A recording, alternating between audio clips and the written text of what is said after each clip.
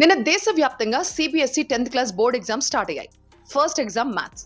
నిన్న exam centre నుంచి బయటకు వచ్చాక చాలా మంది పిల్లల ముఖాలు చూసి పేరెంట్స్ ఏమన్నారు తెలుసా? ఈ ఏడుపేదో ముందే ఆడవచ్చు కదా, ఇప్పుడు ఏడ్చి ఏంటి ప్రయోజనం, చదువుకోండి ఫస్ట్ అంటే క్లాసులు తీసుకున్నారు. పాపం పిల్లలు కూడా పేపర్ చాలా టఫ్ గా ఉందని తెగ ఫీల్ అయ్యారు. యాజ్ యూజువల్ గా పేరెంట్స్ ఎవరు నమ్మలేదు. కానీ నిన్న సాయంత్రానికి ఒక క్లారిటీ వచ్చింది. సోషల్ మీడియాలో చాలా మంది సిబిఎస్ఈ చదువుతున్న పిల్లల పేరెంట్స్ రకరకాల పోస్టులు చేస్తూ ఉన్నారు. ఏంటి పేపర్ ఇంత టఫ్ గా ఉంది, అసలు బేసిక్ పేపర్ ఇంత కష్టంగా ఇస్తే పిల్లలు ఎలా రాస్తారు అంటూ చాలా మంది దీని మీద కంప్లైంట్ చేస్తున్నారు. బేసిక్ పేపర్ చుక్కలు చూపిస్తే స్టాండర్డ్ పేపర్ ఏమో కంగారు పెట్టింది అంటున్నారు.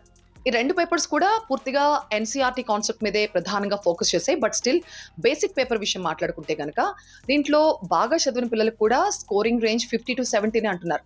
అంటే ఎంసీక్యూస్ కొంచెం బెటర్గా ఉన్నాయి, కానీ ఈ లాంగ్ ఆన్సర్స్ కానీ కేస్ స్టడీస్ కానీ చాలా ఛాలెంజింగ్గా ట్రిక్కీగా ఉన్నాయని చెప్తున్నారు. ఇక స్టాండర్డ్ పేపర్ విషయానికి వస్తే ఇది చాలా కష్టం అని చెప్పలేరు, అలా అని ఈజీగా కూడా లేదు అంటే ఒక మిక్స్డ్ రెస్పాన్స్ కనిపిస్తోంది పిల్లల్లో.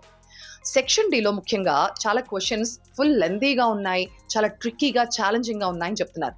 అయినప్పటికీ లాస్ట్ ఇయర్తో పోల్చితే ఈ సంవత్సరం స్టాండర్డ్ పేపరే కొంచెం బెటర్ అంటున్నారు. ఇయర్ నుంచి సిబిఎస్ఈ బోర్డ్ ఎగ్జామ్స్ 2 times జరగబోతున్న విషయం మనకు తెలిసిందే.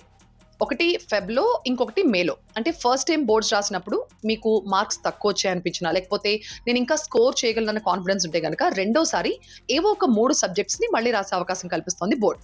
అయితే ఈ విధానాన్ని చాలా మంది పేరెంట్స్ తప్పుపట్టారు. అవసరం ఏముంది అసలు, ఎందుకు 2 సార్లు అని.